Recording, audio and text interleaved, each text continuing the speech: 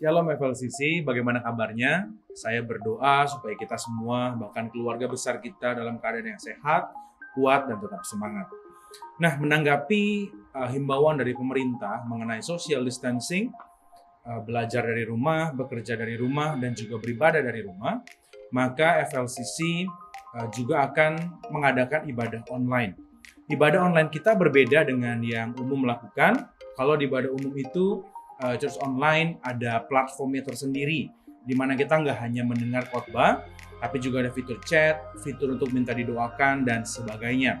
Sedangkan kita di FLCC, kita akan secara rutin setiap hari minggunya, kita akan mengupload video-video khotbah itu di YouTube kita, di channel YouTube kita, yaitu Frontliner Campus. Setiap hari minggunya. Jadi, saya tetap menghimbau supaya kita semua tetap bisa beribadah bersama dengan keluarga di hari Minggu mengikuti Church Online GBWTC. Sedangkan yang FLCC ini upload bersifat suplemen khususnya buat generasi muda supaya kita tetap mendapatkan makanan atau inputan rohani yang sesuai dengan usia kita. Dan tentunya saya berharap apa yang kita akan tampilkan di YouTube kita nanti akan menjadi berkat buat kita semua khususnya generasi muda. Dan saya mengajak kita tetap semangat berdoa supaya pandemi corona ini bisa segera selesai dari bangsa kita sehingga kita bisa ketemu lagi setiap minggunya di tempat ini, tempat yang kita rindukan tentunya di TC lantai yang ketiga. So stay at home, keep praying, and God bless you. Hai semuanya, welcome to FLCC Online Service. Kalian semua dalam keadaan sehat kan? Jangan lupa untuk tetap stay at home sesuai himbauan pemerintah dan yang pastinya terus berdoa supaya semua kondisi ini menjadi lebih baik. Karena kita percaya Tuhan selalu ada bersama dengan kita. Sebentar lagi kita akan mendengarkan kebenaran firman Tuhan. Jadi mari siapkan hati kita, catatan dan Alkitab kita, karena yang pastinya kita harus agresif dan antusias ketika mendengarkan firman Tuhan. So, enjoy the service! Hi everyone, welcome to our FLCC online service. Nah, memang kita di tengah pandemi ini kita lagi hashtag di rumah aja mendukung program pemerintah, tapi kami dari FLCC tetap mau menyediakan ibadah online yang tipenya lebih kepada suplemen. Again, kalau untuk full service-nya kita tetap menggunakan online church-nya GBWTC yang bisa ada link-nya. Nanti tim multimedia bisa edit di mana gitu ya. Oke. Nah, ibadah GBWTC masih bisa diakses itu di semua jam ibadah 7, 9, 11, 14.30 dan jam 18. Jadi sama kayak biasa. Tapi kita dari FLCC tetap ingin memberikan pesan yang sesuai dengan anak-anak muda supaya kita semua bisa terus bertumbuh. Nah, sekarang kita mau masuk nih di series terakhir dari The Most Important Things. Ini episode terakhir, sorry. Kebanyakan nonton Netflix jadi udah episode series gitu kan. Nah, ini episode terakhir dari The Most Important Things series kita. Dan di sini gue mau langsung ngajak ngobrol-ngobrol beberapa teman kita. Kenapa kita ngobrol-ngobrol bukannya kayak biasanya gue khotbah atau siapapun khotbah? Karena kalau mengingat tantangan gue yang terakhir, mungkin ada beberapa yang lupa, gue menantang semua jemaat FLCC untuk menginjil, melakukan penginjilan. Nah, jadi di sini gue mau ngobrol-ngobrol biar kita benar-benar tahu, biar kita let's be real. Kita jadi nyata deh, kita ngobrol, tanya apa sih kesulitannya, tantangannya, gimana hasilnya, sehingga kita bisa punya gambaran yang jelas. Nah, jadi sekarang kita saksikan dulu interview dengan beberapa orang teman-teman kita. Nah, oke, sekarang kita udah sama guest pertama kita nih. Kita jadi bakal ngobrol-ngobrol aja, santai. Gue akan tanyain beberapa hal ke teman kita, Stephanie Vanuela. Sayangnya udah taken, guys. Iya, bener ya? Iya. Jadi a little bit of reminder lah ya. Kalau yang berapa minggu lalu nggak datang. Jadi minggu lalu itu ada tantangan untuk kita menginjil.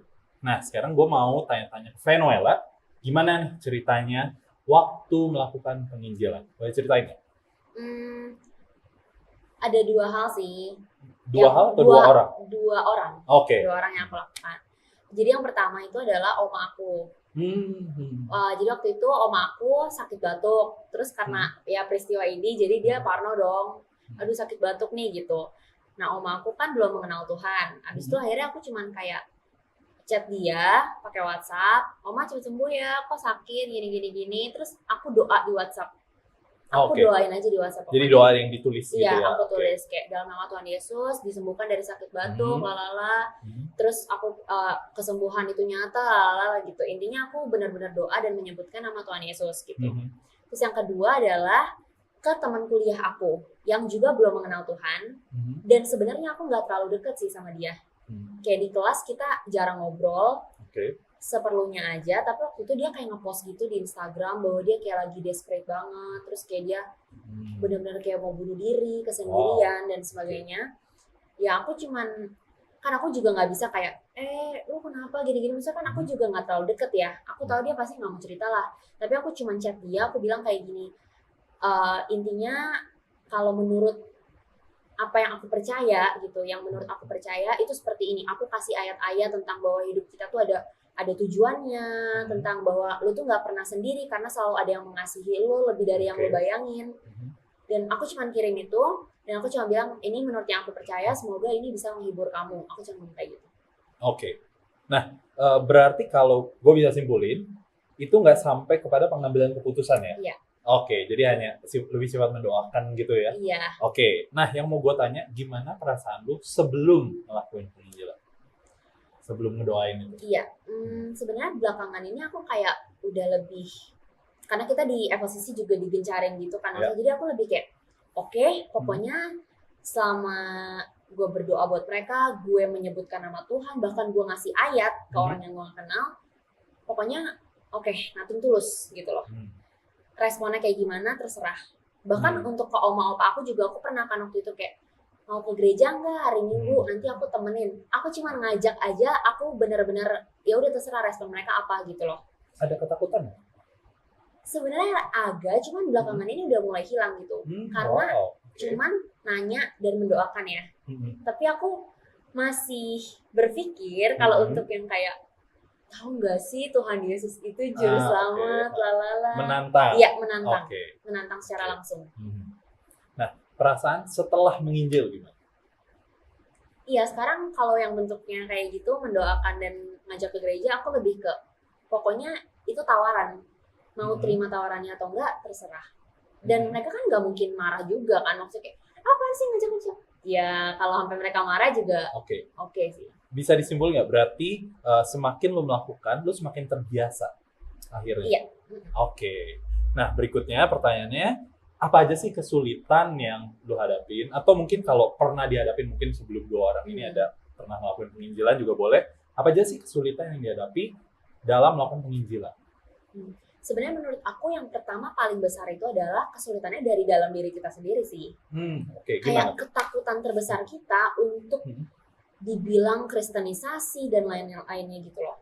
Oke. Karena setelah aku mencoba beberapa kali, sebenarnya orang itu nggak segamblang dan sejahat itu untuk ngomong, lu ngapain sih ajak-ajak gue jadi Kristen ya? Nggak ada sebenarnya yang jawab kayak gitu. Nggak pernah ngalamin? Enggak. Satu kali pun? Iya. Wow, oke. So jadi sebenarnya kalau kita mau mendoakan, kita mau memberi ayat, bahkan kita mau ngajak ke gereja, ngajak bukan maksa ya. Itu sebenarnya itu kan berupa undangan dan tawaran gitu loh. Kamu mau ikut silahkan, kalau kamu nggak mau ikut pun nggak apa-apa. Gitu sih. Jadi sebenarnya menurut aku kendala terbesarnya adalah ketakutan. Yang mungkin ketakutan kita itu disebabkan sama kata orang-orang kayak, kayaknya lagi zaman deh kristenisasi deh. Jadi kita kayak takut dianggap seperti itu. Gitu. Padahal enggak sebenarnya. Oke. Jadi itu kesulitannya satu itu aja atau ada yang lain? Mainly dari aku ketakutan sendiri sih. Oke, ketakutan aja ya. Oke, nah bagaimana cara lu personally nih ya, personally, jangan dari orang lain gitu. Gimana cara lu mengatasi kesulitan itu?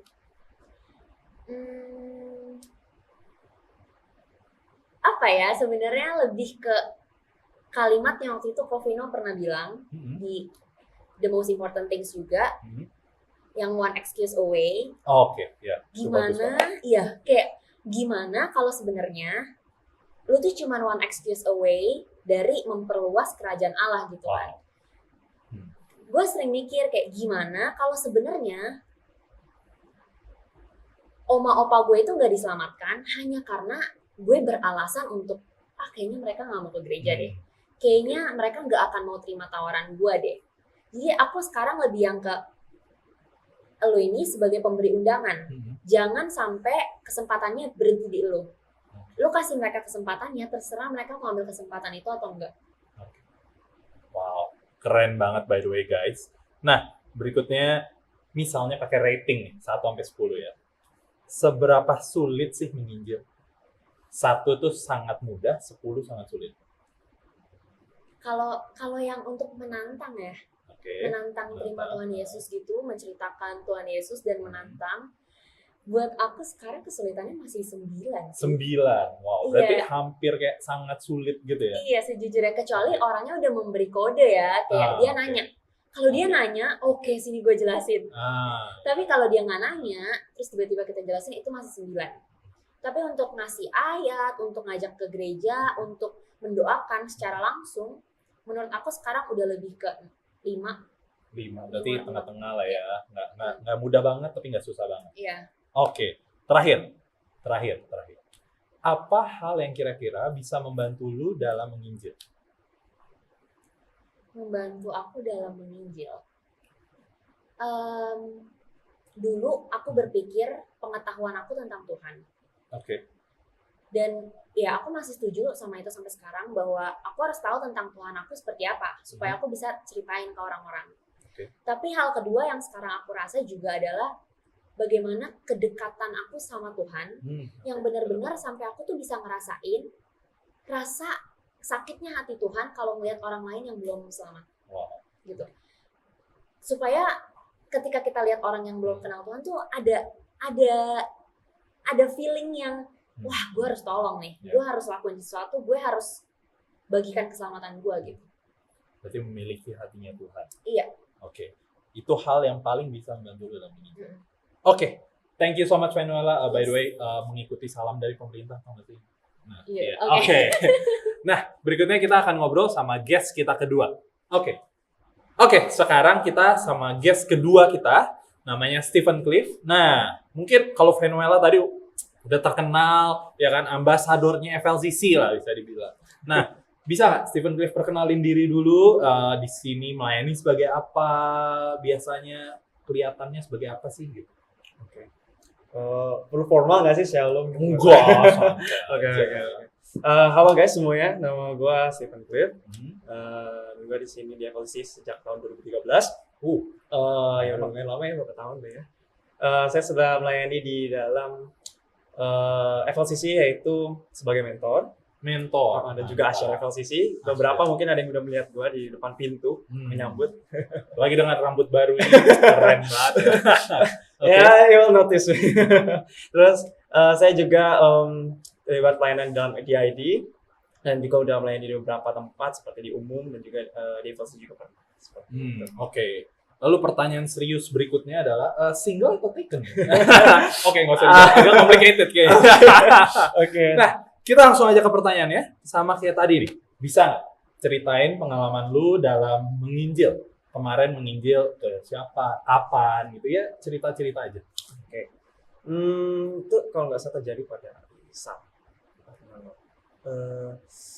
Sebenarnya Sabtu.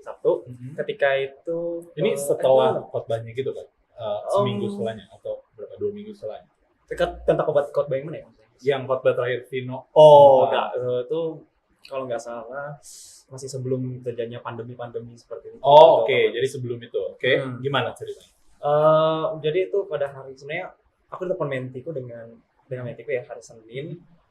Itu siang dan aku masih di kuliah kan, itu sebukan. Ya aku sih maksudnya dalam arti kata aku nggak mau mengabaikan lah, nggak mengabaikan. Jadi aku akan tetap follow up mentiku itu maunya apa gitu. Kemudian aku tawari untuk ketemu di ternyata hari Kamis bukan hari Sabtu. Karena waktu itu aku kosongnya di hari Kamis. Nah setelah itu pada harinya hari Kamis ternyata aku pikir tadinya mentiku yang ingin bercerita gitu kan. Lalu pas ketika udah di tempat ternyata dia tiba-tiba ngomong bahwa yang sebenarnya yang butuh nih adalah temannya gitu. Temannya yang membutuhkan, ya kira-kira bisa lah untuk diberikan saran atau segala macam supaya inilah kok di mentoring lah gitu dalam istilah mudahnya. Ya sudah kan aku pikir wow ini mendadak sekali gitu kan, aku nggak ada persiapan apa-apa, aku pikir kan aku hanya berhadapan dengan mentiku. Kemudian aku juga belum tahu dia nih punya latar belakang seperti apa gitu kan. Kemudian ya karena mentiku itu sekolah Kristen ya kan. Jadi aku pikir temennya itu adalah orang Kristen juga. Jadi mudah lah gitu, bisa lah ya untuk diajak bicara gitu kan mengenai apalagi mengenai Tuhan Yesus itu mudah sekali. Gitu kan. Ternyata tiba-tiba ada WA masuk juga gitu kan. WA masuk dia bilang bahwa temanku nih berbeda agama. Wah, oke, menarik nih. Jadi baru dikasih tahu di tempat itu. Iya, benar. Itu nggak ada persiapan gitu kan. Wow, beda agama aku mau ngomong apa gitu kan. Kalau ngomongnya yang berat-berat gitu ya, mengenai Tuhan, Tuhan mati di kayu salib segala macam itu kayaknya berat buat dia. Iya, oke. Ya udahlah pokoknya aku cuma bilang ke diriku dan aku juga turut bilang kepada mentiku bahwa yaudah biar Tuhan yang tuntun aja gitu. Pokoknya aku hanya berperan sebagai orang yang mau mendengarkan, dan sisanya Tuhan yang bekerja. Karena bagianku di sana gitu. Udah setelah itu, ya kami bercerita, bertukar pikiran. Aku mulai dengan pengalamanku sebelumnya ya, mungkin cukup panjang, jadi aku langsung lompat ke ketika apa sih yang menjadi keluhannya dia gitu. Keluhannya dia adalah ketika dia merasa terpuruk dalam dirinya, dia merasa stuck dan nggak ada jalan keluar di dalam persoalan dan permasalahannya dia sendiri gitu lah ya. Dia menganggap bahwa semua orang menganggap dia tuh udah tidak berguna gitu. Dalam arti kata dia ya sudah kalau orang dari tinggal menganggap dia tidak berguna, otomatis dia juga pikir bahwa dia tidak berguna buat orang lain juga. Berarti worthless gitu ya? Iya, betul. Tadi aku pikir bahwa ini masih biasa. Aku juga pernah sih merasakan hal demikian gitu kan. Kemudian ya aku ceritalah dengan pengalamanku seperti apa ketika aku merasa di titik di mana aku tuh paling bawah gitu. Sebenarnya. Sehingga tidak apa ya, menurutku aku tuh dan aku juga pernah aku merasa nggak berguna gitu di mana-mana. Ketika aku gagal dalam pekerjaanku, ketika aku gagal dalam studiku juga, ya aku merasa buat apa saya hidup lagi gitu kan. Ya aku coba ceritakan itu kepada dia gitu. Sedikit lambat-lambat dia semakin mengerti gitu ya. Mungkin aku akan mungkin di situ aku juga ada ngomong juga sedikit Tuhan bahwa Tuhan tuh mengangkatku seperti apa tuh, bahwa di mana ketika ada pribadi yang ngomong kepada aku ya waktu malam ketika aku merasa udah gak ada jalan dan udah gak ada pegangan, bahwa di situ Tuhan masih beri harapan gitu. Masih ada kasih lihat. Jadi lu lebih menyaksikan apa yang lu alami. Betul. Jadi dari pengalamanku ya aku berikanlah sedikit untuk dia supaya aku nggak mempoinkan bahwa maksudnya nggak menonjolkan Tuhannya di sana. Karena kalau aku pikir aku memberikan nama seperti Tuhan Yesus dalam perbincangan gue, dia pun juga nggak ngerti dan itu lebih baik tidak usah gitu ya. Aku pikir karena Tuhan dan Tuhannya kita sama punya Tuhan ya, aku pikir juga bisa lah itu membuat dia jadi mengerti bahwa Tuhan ternyata memperhatikan kita loh. Gitu. Terus akhirnya apakah maksudnya ada tantangan dari lu atau hanya cerita pengalaman aja? Sebenarnya ya cukup tantangan juga sih, ada juga tantangan dalam maksudnya apa ya? Ketika ya berhadapan dengan orang yang baru itu juga masuk tantangan gitu. Maksud gua gini, apakah lu ada dalam fase menantang dia menerima Tuhan atau lebih menyaksikan ini yang gue alamin, gue berharap lu lebih baik gitu. Ya aku lebih ya menyaksikan sih daripada memberikan. Menyaksikan. Cuman aku kan karena dia merasa bahwa agamanya nggak memimpin dengan baik gitu, nggak memimpin dengan baik, sehingga dia kehilangan imannya di dalam agamanya itu. Nah, setelah aku pikir gini, aku coba untuk ya sudah kalau kamu emang udah nggak pernah ke tempat ibadahmu untuk beberapa lama ini, coba kamu mau nggak datang ke tempat ibadahku? Tapi diajak ke gereja. Ya betul, tadinya ajak gitu, aku berikan tawaran. Tapi ya mungkin dia masih agak mempertimbangkan karena dia memikirkan keluarganya juga. Keluarganya kan latar belakangnya juga sama gitu. Mungkin nggak langsung mengambil keputusan yang langsung jauh seperti itu gitu. Jadi belum terlalu meresponi walaupun udah diajak gitu ya. Nah, sama pertanyaannya kayak tadi. kurang lebih sama. Gimana perasaan sebelum? Berarti kalau ini bersaksi, sebelum mengajak ke gereja, gimana sih perasaannya? Deg-degan sih. Deg-degan. Oke. Deg-degan. Kenapa deg-degan? Karena apa ya? Dia ngerti nggak sih soal gereja gitu, kayak bingung juga sih. Jadi ya aku coba untuk ajak aja gitu lah ya. Mungkin karena aku mengambil satu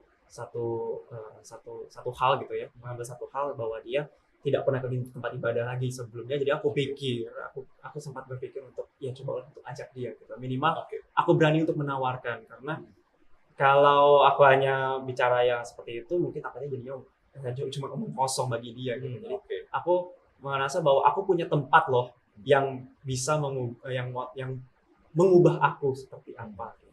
Berarti deg-degan karena ada kebingungan dan ketakutan yang campur gitu ya. Oke. Nah, perasaan lu setelah melakukan penginjilan, setelah bersaksi, setelah ngajak ke gereja? Wow, senang banget karena responnya itu ya cukup baik sih. Walaupun dia memilih untuk datang, tapi maksudku responnya dia adalah yang tadinya dia berpikir untuk suicide. Wow, dia mundur untuk melakukan itu. Jadi ketika aku hadir di situ berarti Tuhan tuh benar-benar bekerja. Dan aku senang gitu. Bahwa Tuhan tuh ada ketika aku ngomong gitu. Ketika aku berbicara. Apa kesulitan yang lu hadapin waktu itu? Selain karena mendadaknya itu ya. Kan itu ya, sangat mendadak. Ada nggak tapi kesulitan lain? Kesulitan lainnya ya kurang lebih yang tadi sih. Yang tadi itu ya. Bahwa ya orang baru, dan ya aku sih pribadi adalah orang yang cukup introvert. Kalau ketemu orang baru tuh cukup sulit, menantang bagi berarti kecenderungan orang introvert nih ya. Betul. Dan ketemunya orang yang tidak seiman gitu kan. Walaupun terlatih untuk ketemu dengan orang tetap aja. Memang dasarnya seperti itu. Apa yang lo lakukan untuk mengatasi kesulitan-kesulitan itu? Iya, aku coba untuk serahin semuanya sama Tuhan. Dia Tuhan yang bekerja. Aku hanya bilang bahwa ya aku memegang hidupku, imanku pada Tuhan. Aku lakukan yang terbaik. Ya Tuhan yang nantinya akan berikan terang buat dia. Berarti bisa nggak dibilang cara untuk menghadapi kesulitan yang lu alami personally waktu itu, ya udah pasrah aja, jalanin aja. Lebih tepatnya seperti itu sih. Pasrah aja, udah jalanin aja. Yang penting telah iman. Kalau emang Tuhan nggak mau kerja, ya udah. Karena ya kalau aku udah melakukan tanggung jawabku, sisanya tanggung jawabnya Tuhan yang kerjain gitu. Jadi dengan kepercayaan, oh iya Tuhan yang bekerja bukan gua, ya udahlah. Nah, sama nih kayak tadi, gua mau minta rating dari 1 sampai 10. Seberapa sulit sih menginjil? 1 sangat mudah, 10 tuh sangat sulit. Sebenarnya tergantung situasi sih. Kalau situasinya seperti orang yang tadi gitu ya, mereka udah pasrah, udah nggak punya pegangan untuk dijadikan sumber gitu ya. Sehingga kalau orang debat kan pasti punya pegangan ya. Ini kan nggak debat sifatnya. Sifatnya dia mau menerima apa yang menjadi pendapat segala macam. Jadi kalau untuk masalah yang seperti itu mungkin 4. Lebih mudah ya. Ya 4. Kalau untuk debat dengan orang itu mungkin ya 8 dan 9. 9 lah ya, palingnya 9 lah. Berarti kalau orang itu masih punya pendirian gitu. Ya betul. Berarti bisa dibilang kalau misalnya ya di rata-ratain gitu, 8 tambah 4, 12 bagi 2, 6. Sekitar 6 berarti masih lebih mengarah ke sulit ya? Bisa dibilang. Ya betul. Masih sedikit lebih sulit.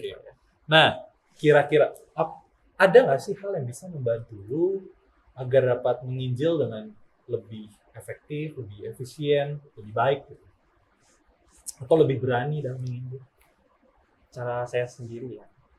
Nggak perlu cara lu, bisa pikirin, kira-kira ini nih bisa bantu gue.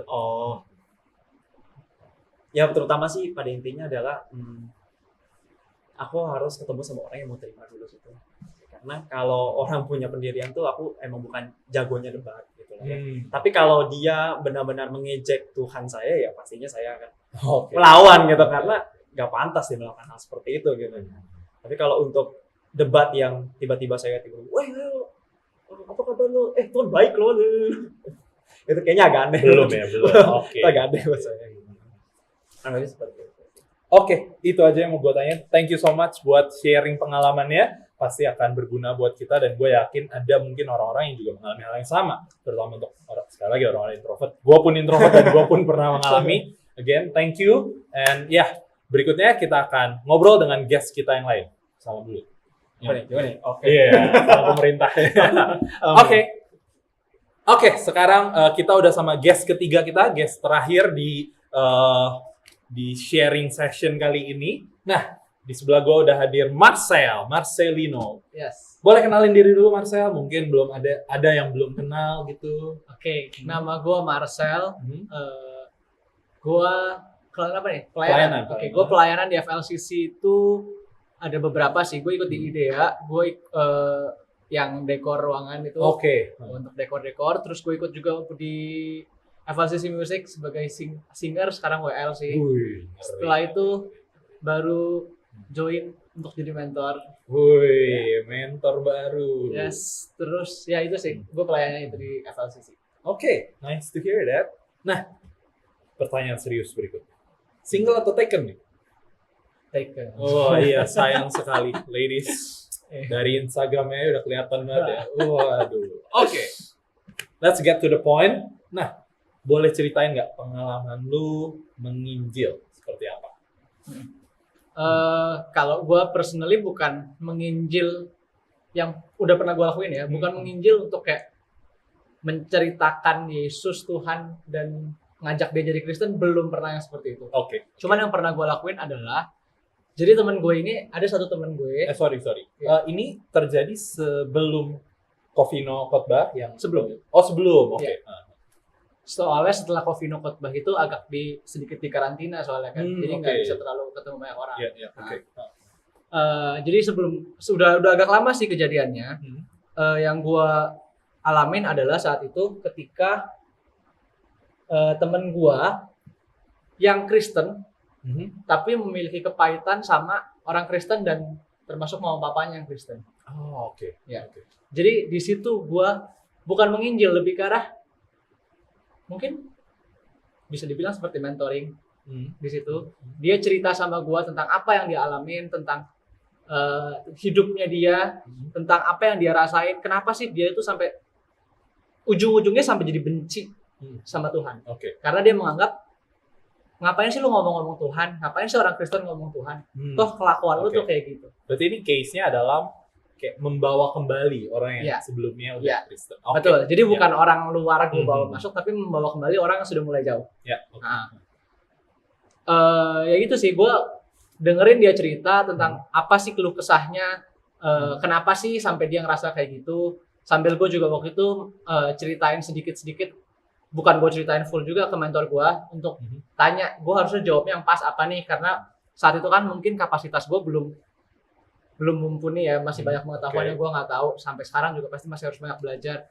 Jadi gue jadinya tanya sama mentor gue juga, apa sih harus gimana. Akhirnya yang gue lakuin adalah pertama mendengar, yang kedua sering berinteraksi sama dia jadinya. Yang tadinya memang nggak terlalu dekat, cuman karena ada itu gue jadi mendekatkan diri, take it personal gitu loh sama dia. By the way dia laki-laki, jadi iya. FYI ya. Iya, FYI aja. Gue hanya bukan mengingatkan sih, cuman menceritakan kembali kebaikan-kebaikan Tuhan dan menceritakan kembali pengalaman yang gue rasain. Karena banyak banget sebenarnya bukan cuman dia yang cerita sama gue tentang masalah hidupnya bersama dengan orang tuanya. Dan ya itu gue juga alamin. Jadi gue cuman bisa ceritain, nih loh, gue juga pernah ngalamin yang kayak gitu. Tapi Tuhan tuh baik sama gue. Mungkin itu waktunya gue udah lewat. Mungkin lu sekarang di masa yang lagi sulit, masa yang lagi gelap. Tapi percaya aja kalau Tuhan tuh ada di situ. Mungkin lu melihat sesuatu tuh dari sisi yang gelapnya. Tapi percayalah, nggak semua orang tuh seperti yang lu pikirkan kok. Lu cuman belum masuk terlalu dalam aja, lu kayak masih di luar. Kayak lu mau masuk ke satu stadion, waktu di lorongnya kan masih gelap kan. Begitu lu udah keluar baru lu lihat, oh ada pertandingan nih gitu kan. Perumpamannya bagus banget. Wow. Ya itu sih yang gue lakuin itu sih waktu itu. Oke. Berarti ada semacam ya pas banget gitu ya. Maksudnya dia cerita tentang keluarga dan lu pun pernah ngalamin sesuatu tentang keluarga gitu. Yes, dan Oke. memang kebanyakan yang jadi sebenarnya nggak cuma satu orang, cuma kalau gue ceritain sampai besok kan. Ngeri. Nggak. Ada beberapa orang Oh. yang memang masalahnya itu sama keluarga dan entah kenapa yang mereka alamin itu juga gue alamin. Jadi yang gue Oke. lakukan hanyalah sampai sekarang yang gue lakukan adalah sharing apa yang gue alamin, kebaikan Oke. Tuhan di hidup gue apa, gimana caranya gue survive keluar dari desperate itu gitu. Oke. Nah, itu sih yang gue lakuin. Hasil akhirnya gimana setelah lu menceritakan pengalaman? Hasil akhirnya nggak semuanya bagus. Ada yang jadi menghilang. Ada yang Oke. jadi menghilang. Tapi ada juga orang-orang yang oke, ya udah gue coba untuk mengenal Yesus lebih dalam, gue ajakin dia ke gereja. Beberapa kali datang, tapi beberapa kali juga hilang. Datang hilang, oke. masih gitu sih, belum yang tertanam gitu. Oke, ini maksudnya menghilang tadi yang buat yang pertama itu menghilang dalam arti dia menjauhin lu, maksudnya lu chat bahkan dia nggak bales, atau menghilang dalam arti setelah lu ceritakan pengalaman lu, dia nggak meresponi dengan datang ke gereja atau apa gitu. Sempet bener-bener di chat juga nggak dibalas. Oh, oke, Sempat. sampai dijauhin berarti Iya. ya. Oke. Sempet. Wow. Cuman setelah itu nggak berapa lama memang kita main lagi. Mungkin dia agak jaga jarak karena mungkin dia nggak nyaman dengan cerita gue. Mungkin, gue juga nggak tahu. Ya. Wow. Nah, pertanyaannya kan tadi sebelumnya sharing ke teman, gimana sih perasaannya sebelum itu waktu dia cerita terus lu mau sharing nih, gimana sih perasaannya? Kalau gue, perasaan gue saat itu ya,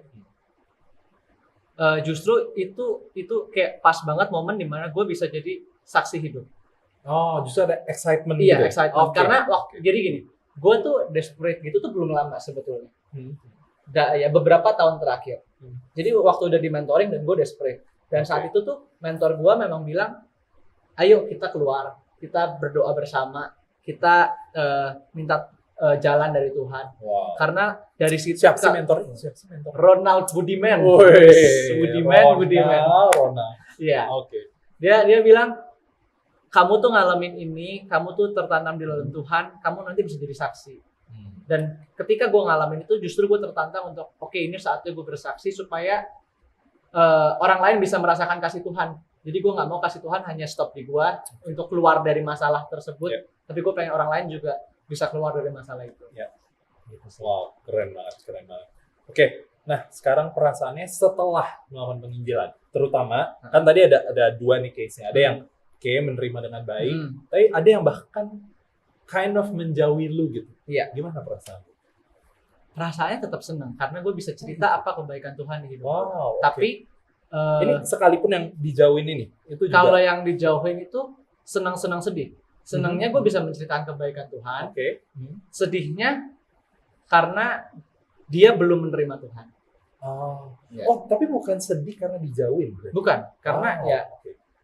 karena kalau dijauhin orang itu buat gue bukan suatu problem sih. Ngeri. Bang mentinya Ronald. Mana Pak Ronald? Pak Ronald lambaikan tangan. Oke, berikutnya. Pertanyaan berikutnya. Apa aja kesulitan yang lo hadapin saat lagi mau menceritakan pengalaman hidup lo? Menginjil. Kalau kesulitannya ya tadi mungkin gue masih kurang mendalami tentang cara menginjil itu sendiri. Jadi gue Oke. kan yang gue lakukan cuma sharing kan. Kalau tanya menginjil gue masih belum bisa banget, belum Oke. terlalu bisa. Tapi kalau tentang sharing kesulitannya adalah kadang gue tuh masih malu untuk menceritakan apa yang gue alami. Oke. Ya, Malu. karena- Kenapa ya? Kayak misalnya lu punya luka, bekas lukanya tuh nggak hilang. Lu pasti akan tutupin bekas luka itu supaya nggak kelihatan orang kan. Ya. Nah itu kendala utamanya sih. Cuman ya gue coba untuk ya udahlah nggak apa-apa. Oke.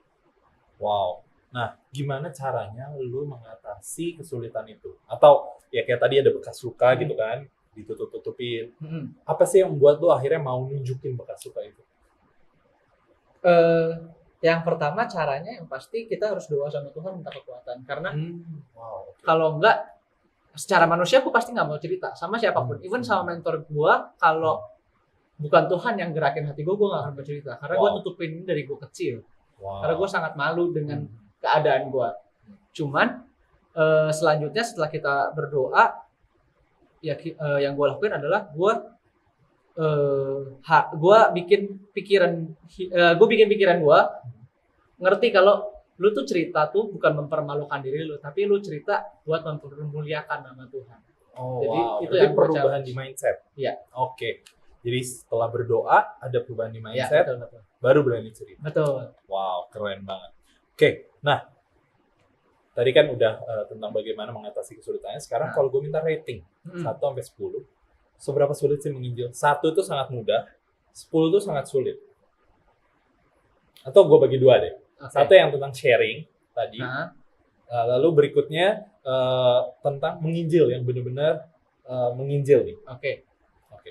Kalau tentang sharing mungkin sekarang 4. 4. Lebih ke arah Ya. mudah berarti ya. Lebih ke arah Oke. mudah, tapi memang belum sangat mudah gitu. Oke, berarti Ya, sampai masih- sekarang pun belum Masih sangat ada ketakutan, Hmm. tapi selalu coba untuk minta kekuatan supaya udahlah nggak usah takut. Kenapa sih harus takut ceritain kebaikan Tuhan gitu Oke. kan? Kalau untuk menginjil, sebetulnya gue pernah mencoba untuk menginjil, tapi karena sulit, jadi mungkin gue masih bisa bilang di 7 atau 8. 7 atau 8. Iya, Oke. karena belum punya basic yang kuat. Basic ini dalam arti apa? Pengetahuan gue mungkin masih kurang. Oke, pengetahuan. Iya. Oke. Karena kan ketika orang nanya, kalau gue nggak bisa jawab juga bingung. Berarti ada ketakutan kalau sampai nggak bisa jawab Iya. pertanyaan orang. Yes, Oke. Betul, betul. Berarti kira-kira nih, ada nggak sih hal-hal yang bisa membantu lu dalam menginjil? Yang saat ini ada dan paling membantu gua untuk menginjil adalah ya mentor. Mentor. Yes. Oke. Karena gue bisa cerita, nih lo gue lagi hadapin ini ketika gue ngelakuin menginjil, apa ya yang harus gue lakuin. Oke. Itu sih yang paling membantu saat ini. Wow. Jadi adanya orang lain itu Iya. akan membantu lu ya. Betul. Oke. Thank you so much for sharing, Marcel. Oke. Oke guys, itu yang ketiga, yang terakhir juga dari sharing session kali ini. Gue yakin kita semua punya pengalaman yang berbeda, tapi gue percaya kita juga bisa ambil insight dari masing-masing orang yang kita undang. Again, thank you so much Marcel. Thank you. Tosnya. Begini. Iya, Siap. pemerintah punya. Thank Oke. you. Oke, now we're back to the online service. Nah, gimana nih yang tadi udah denger cerita dari teman-teman kita? Tadi ada Venuela, ada Stephen Cliff, dan ada Marcel. Nah, gue yakin kita semua di sini punya permasalahan yang berbeda-beda. Mungkin sama dengan yang tadi. Mungkin kayak tadi Venuela, atau dengan Cliff, atau dengan Marcel, atau mungkin kita punya permasalahan yang berbeda. Apapun itu, gue juga percaya kita di sini memang diberikan Tuhan kekuatan dan kelemahan yang berbeda-beda. Jadi nggak masalah kok kalau kita punya kesulitan dalam menginjil. Nah, tapi permasalahannya, apa iya hal ini membuat kita berhenti untuk menginjil? Memberitakan kabar baik yang sudah kita terima dengan cuma-cuma. Bukankah kalau kabar baik keselamatan ini kita terima cuma-cuma, kita juga perlu berikannya secara cuma-cuma ke orang lain? Nah, tapi gue temukan ada beberapa kesulitan. Dan nggak masalah. Again, kayak yang tadi gue bilang, kita semua punya kesulitan. Tapi gue juga temukan nih, ada beberapa hal yang sudah Tuhan berikan kepada kita semua, sehingga mempermudah kita dalam melakukan penginjilan. Oke, nah gue mau masuk langsung ke yang pertama. Hal pertama yang udah Tuhan berikan adalah hubungan pribadi kita dengan Tuhan. Maksudnya gimana sih? Oke, tahukah bahwa Tuhan bisa berbicara dengan kita kapanpun, dimanapun, dalam situasi apapun. Termaksud mendorong kita untuk melakukan penginjilan kepada orang. Nah, tapi permasalahannya, mau atau enggak sih kita dituntun sama Tuhan? Mau atau enggak sih kita mendengar suara Tuhan? Di Yesaya 41 ayat 8-10, oke, gue akan bacakan ayatnya. Ayat ini sangat bagus bukan hanya untuk secara spesifik firman tentang penginjilan ini, tapi gue percaya ayat ini juga bisa memberkati kita yang lagi di rumah di tengah semua pandemi ini. Mungkin ada beberapa kita yang khawatir, ada beberapa kita yang takut. Gue akan bacakan dari ayat 8, Yesaya 41 ayat 8. Tetapi engkau, hai Israel, hambaku, hai Yakub yang telah kupilih, keturunan Abraham yang kukasihi. Ayat 9, Engkau yang telah kuambil dari ujung-ujung bumi dan yang telah kupanggil dari penjuru-penjurunya, aku berkata kepadamu, engkau hambaku, aku telah memilih engkau dan tidak menolak engkau. Wow. Lalu ayat 10-nya dikatakan seperti ini, janganlah takut, sebab aku menyertai kamu. Janganlah bimbang, sebab aku ini Allahmu. Aku akan meneguhkan, bahkan akan menolong engkau. Aku akan memegang engkau dengan tangan kananku yang membawa kemenangan. Amin. Amin. Tangan Tuhan membawa kemenangan. Jadi, sama halnya misalnya kita berarti melakukan penginjilan. Jika kita punya hubungan pribadi dengan Tuhan, kita benar-benar mengandalkan Tuhan, dituntun oleh Tuhan. Ketika kita tahu ada dorongan dari Roh Kudus untuk melakukan penginjilan, maka Tuhan juga yang akan membawa keberhasilan. Karena kita menginjil bukan dengan kekuatan kita sendiri, tetapi ada tangan Tuhan yang membawa kemenangan tersebut. Nah, permasalahannya, seperti tadi gue juga udah singgung. Bukan masalah tangan Tuhan ada atau enggak. Tapi masalahnya lebih kepada kita sendiri, mau atau enggak sih dituntun sama Tuhan. Karena apa sih artinya kalau kita dituntun Tuhan? Kalau kita memilih untuk dituntun Tuhan, artinya mungkin kita melepaskan beberapa hak yang kita miliki. Kita melepaskan cara-cara yang kita miliki demi mengikuti caranya Tuhan yang mungkin kita nggak serak. Mungkin kita bahkan nggak percaya cara itu akan berhasil. Again, ini pilihan kita. Kita milih dipimpin Tuhan dengan tangan Tuhan yang berdasarkan ayat tadi membawa kemenangan, atau kita memilih mengikuti jalan kita sendiri yang kita pun nggak tahu hasilnya bakal kayak gimana. Oke, sekarang masuk ke poin kedua. Hal apa sih yang udah Tuhan kasih? Yang udah Tuhan kasih adalah komunitas orang percaya. Mungkin kedengarannya simple, tapi coba deh, berapa sih murid Yesus? Apakah Yesus hanya melakukan misinya di dunia ini sendirian? Enggak juga. Faktanya dalam selama Yesus hidup, Yesus selalu berkumpul bersama murid-muridnya. Ada 12 murid, tapi kita juga tahu ada 70 murid yang diutus berdua-dua. Kita juga tahu ada 120 pengikutnya, dan banyak orang mengikutinya. Yesus nggak menjadi solo player sekalipun dia Tuhan. Ini di Lukas 10 ayat 1, ditulis seperti ini. Kemudian daripada itu Tuhan menunjuk 70 murid yang lain, di luar yang 12, lalu mengutus mereka berdua-dua mendahuluinya ke setiap kota dan tempat yang hendak dikunjunginya. Bisa dilihat walaupun ada 70, Yesus nggak mengutus satu-satu, tapi Yesus mengutus berdua-dua. Gue yakin Tuhan pun tahu bagaimana kehadiran orang lain di sekitar kita itu bisa membantu kita. Terutama dalam perjalanan iman kita yang nggak selalu mulus. Hal lainnya yang bisa kita lihat di Alkitab. Bagaimana cara jemaat mula-mula agar tetap bisa bersatu sekalipun dalam tekanan. Kita bisa lihat di ayat Kisah Para Rasul 2 ayat 42. Kisah Rasul 2 ayat 42 dikatakan seperti ini. Mereka bertekun dalam pengajaran rasul-rasul dan dalam persekutuan. Dan mereka selalu berkumpul. Sekali lagi, mereka selalu berkumpul untuk memecahkan roti dan berdoa. Lalu di ayat 44-nya dilanjutkan seperti ini. Dan semua orang yang telah menjadi percaya tetap bersatu. Tetap bersatu. Dan segala kepunyaan mereka adalah kepunyaan bersama. Maksudnya apa sih? They have each other on their back. Mereka punya orang-orang lain yang membackup mereka. Di dunia ini kita nggak pernah bisa sendirian. Hal lainnya, contoh lainnya. Misalnya, kita lihat bahkan doa Yesus sendiri. This is Jesus pray. Yesus berdoa seperti ini.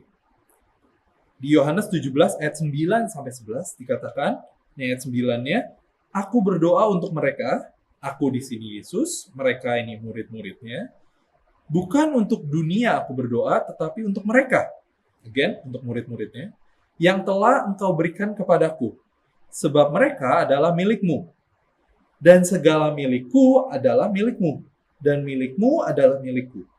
Dan aku telah dipermuliakan di dalam mereka. Dan aku tidak ada lagi di dalam dunia, tetapi mereka masih ada di dalam dunia. Dan aku datang kepadamu. Ya Bapa yang kudus, peliharalah mereka dalam namamu, yaitu namamu yang telah engkau berikan kepadaku. Nah ini, perhatikan baik-baik. Hal terakhir yang Yesus katakan di sini, supaya mereka menjadi satu sama seperti kita. Yesus berdoa agar murid-muridnya menjadi satu. Berarti perlu ada kesatuan, perlu ada sekumpulan orang percaya dengan value yang sama, iman yang sama, yang saling menguatkan satu dengan yang lainnya. Jadi, please note this. In this life, we are not a solo player. We are in a community player. Kita nggak pernah ditakdirkan untuk jadi solo player. Nah, jadi dari sini, Yesus berdoa agar kita menjadi satu. Jadi jangan pergi menjauhi pertemuan-pertemuan ibadah. Sekali lagi gue ulangin, jangan pergi menjauhi komunitas orang percaya. Jangan menjauhi rutinitas. Hal-hal yang mungkin kita bilang rutinitas gerejawi. Datang hari Minggu. Datang menara doa. Datang ini itu. Gue harus kesini ke situ. Carousel, mentoring. Tahukah bahwa semua itu adalah suplemen buat kita sendiri? Oke, yang terakhir. Poin ketiga yang gue mau bahas di sini yang sudah Tuhan berikan kepada kita adalah tools atau alat. Maksudnya apa? Seperti yang teman-teman tadi lihat, berbagai dari kita punya kelemahan dan kekuatannya masing-masing. Ada mungkin tadi kalau bisa dilihat masih banyak yang sulit untuk menantang orang menerima Yesus. Tapi beberapa sudah mulai bisa sharing pengalaman hidupnya. Itu cukup mudah dilakukan. Tadi bahkan kalau beberapa lihat kasih ratingnya untuk sharing 4 gitu. Tapi kalau udah mulai tantangan, banyak yang ngasih 8 gitu. Susah, ini bingung ngomongnya gimana. Tapi tahu nggak sih ada orang-orang tertentu yang memang Tuhan berikan hikmat untuk mengajar, untuk memberitakan Injil, untuk melakukan tantangan itu. Nah, kita bersyukur karena ada orang-orang seperti itu yang sudah membuat tools atau alat sehingga mempermudah kita dalam melakukan penginjilan. Di sini, gue mau memperkenalkan satu tools yang mungkin kita semua juga udah dengar dari beberapa minggu lalu, yaitu Alpha. Apa sih itu Alpha? Untuk lebih jelasnya, gue mau kita semua nonton video yang satu ini. Hai Frontliner, sesuai dengan janji Tuhan bahwa tahun ini akan terjadi Pentakosta yang ketiga dan terjadi di Indonesia, maka Frontliner akan ikut ambil bagian dalam melakukan penjangkauan dan memuridkan generasi kita, generasi muda. Nah, apa yang kita lakukan? Kita akan menggunakan satu tools yang baru yang kita sebut dengan Alpha. Nah, apa itu Alpha? Alpha adalah serangkaian sesi di mana kita akan berbicara seputar iman kekristenan atau bagaimana kita melihat dunia dengan perspektif iman Kristen. Alpha ini bisa dilakukan di banyak tempat, di mana saja, bisa di gereja, bisa di kafe, di bar, di lounge, atau dimanapun tempat bisa ngumpul, kita bisa melakukan Alpha di sana. Nah, ada 3 komponen penting kalau kita melakukan Alpha, yaitu adanya sesi makan, ada ceramah atau video, dan yang ketiga adalah diskusi. Mari kita bahas satu persatu. Makan, tentu kita semua suka dengan makan-makan. Dan kalau sudah ada makan sebelum mulai segala sesuatu akan memudahkan kita untuk bisa bicara, ngobrol ke depannya lebih seru dan lebih asik, lebih kenal satu dengan yang lain. Yang kedua adalah mengenai ceramah atau video. Jadi kita akan memutarkan video dari Alpha. Dan video ini akan menjawab berbagai isu, berbagai masalah yang akan kita hadapi sehari-hari dari perspektif iman Kristen. Contohnya, bagaimana kita menggunakan waktu, bagaimana kita dalam berkeluarga, atau siapakah Tuhan, bagaimana kita bisa memiliki iman yang kuat, bagaimana dan mengapa kita perlu berdoa dan segala macamnya. Ini akan disediakan oleh videonya Alpha. Dan yang ketiga adalah mengenai diskusi. Kita semua di sini bisa berdiskusi di tengah-tengah video tersebut. Jadi semua orang boleh berpendapat dengan bebas, tidak ada yang benar, tidak ada yang salah, semua jawaban diterima di Alpha. Jawaban yang sesuai firman maupun yang tidak sesuai firman adalah oke-oke aja di dalam Alpha. Nah, Alpha sendiri sudah dilakukan selama 30 tahun dan ada ratusan negara yang menggunakannya, sudah ditranslate sekian ratus bahasa dan sudah 27 juta orang yang ikut Alpha. Hasilnya cukup baik, di atas 90% orang itu kembali menerima Tuhan, kembali melayani dan juga menerima Tuhan sebagai juru selamat mereka. Jadi saya menghimbau semua frontliner, jangan takut, yang perlu kita lakukan adalah mengundang teman-teman terdekat, keluarga yang kita kenal, harus yang kenal, supaya apa? Kita bisa ajak diskusi. Ini berbeda dengan penjangkauan misi pada umumnya, di mana kita harus pintar dulu berteologi, punya pengetahuan yang banyak tentang Tuhan. Di sini video Alpha yang akan menjawab itu semua. Tugas dari frontliner hanyalah mengundang orang untuk datang. Dan kita harus mengucap syukur karena GBBTC juga menyediakan tempat dan makanan untuk sesi Alpha kita. Gimana tadi setelah nonton videonya? Gue yakin Alpha ini akan jadi suatu terobosan buat kita dalam melakukan penginjilan. Apakah gue pernah melakukan program Alpha ini? Enggak juga. Tapi gue pun punya kesulitan yang sama dalam menginjil. Sebagai penutup, gue mau ceritakan pengalaman personal gue dalam menginjil. Jadi setelah kemarin gue challenge semua orang yang ada di sini, gue pun ikut ambil bagian. Akhirnya gue mencoba melakukan penginjilan kepada supir gue. Nah, waktu gue mau menceritakan tentang Yesus, sulitnya setengah mati. Kenapa sulit? Karena mostly gue bingung mulainya dari mana. Oke, ya biasa gue akan mulai dari pembahasan kehidupan gitu kan. Oke, tapi bingung gimana bener-bener membawa pembicaraan itu kepada sebuah tantangan untuk menerima Yesus. Jadi akhirnya, end of the story, gue hanya menceritakan tentang apa yang gue percaya, apa yang agama gue ajarkan, apa yang ada di dalam kekristenan. Tapi tanpa benar-benar menjelaskan siapa sih itu Yesus, betapa Yesus mengasihi dia, dan bla bla bla bla. Gue pun mengalami kesulitan. Jadi dari sini, gue pun sadar gue butuh bantuan orang lain.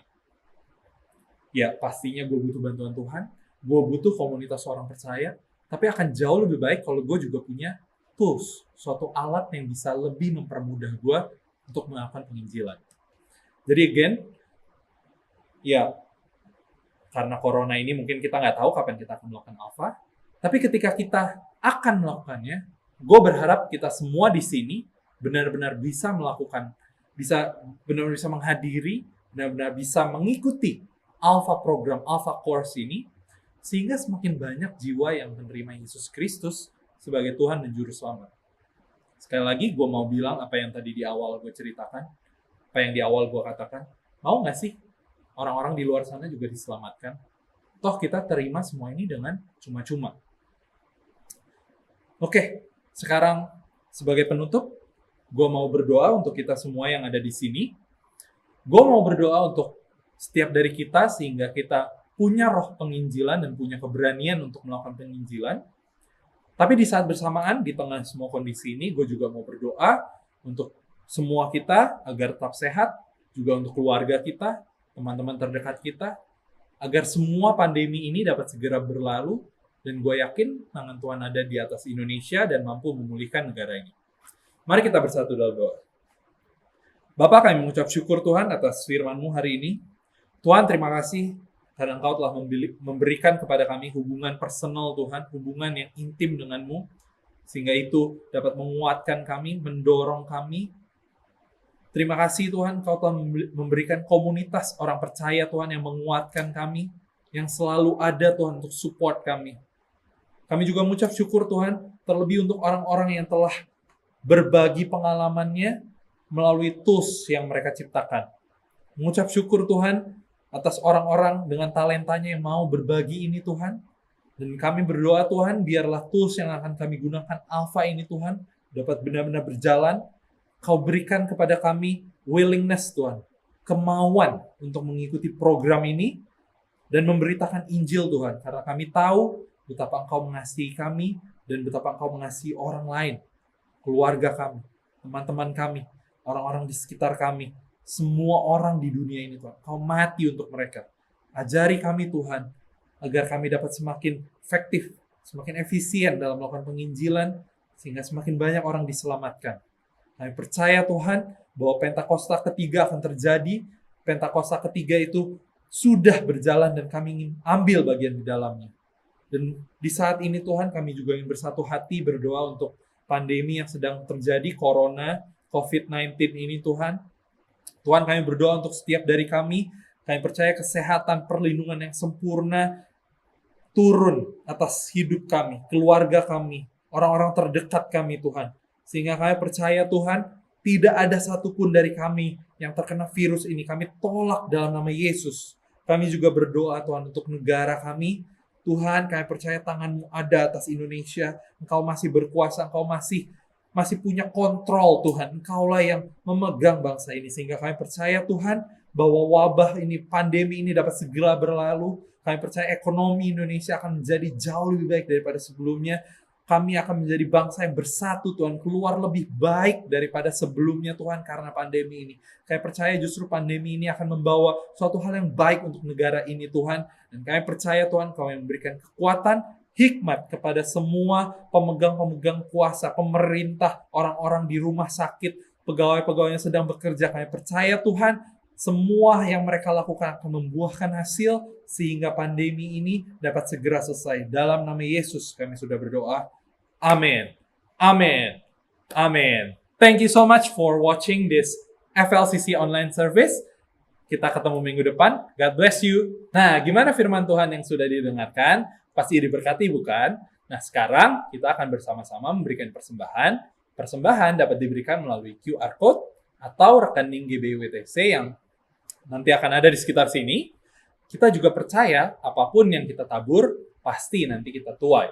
Amin. Nah, sekarang kita akan deklarasikan persembahan ini. Pada saat kami membawa persembahan, kami percaya pintu sorga terbuka dan berkat Tuhan dicurahkan. Setiap anak muda diberkati di kampus, marketplace, dan komunitas di mana kami berada. Kami memperoleh hikmat, kecerdasan, perkenanan untuk menjadi anak muda yang kreatif dan mampu menyelesaikan permasalahan yang ada. Perlindungan Tuhan atas hidup kami, keluarga kami, komunitas kami, dan pekerjaan kami sempurna. Menemukan pasangan yang tepat dan terbaik dari Tuhan. Di tengah-tengah dunia, kami menjadi generasi yang relevan, yang memberikan pengaruh tanpa kompromi terhadap nilai-nilai yang kami percayai. Dalam nama Yesus. Amin. Okay guys, thank you so much for tuning in to our online service. We'll see you guys next week. Bye-bye. Terima kasih telah menyaksikan FLCC Online Service. Bagi kalian yang memiliki pertanyaan atau ingin didoakan, langsung aja menghubungi mentor kalian masing-masing untuk dilayani. Nah, kalian juga boleh banget loh share video ini ke teman-teman kalian atau di sosial media kalian, supaya dalam masa karantina ini lebih banyak lagi orang-orang yang diberkati melalui kebenaran firman Tuhan. Stay healthy, stay safe, sampai jumpa minggu depan.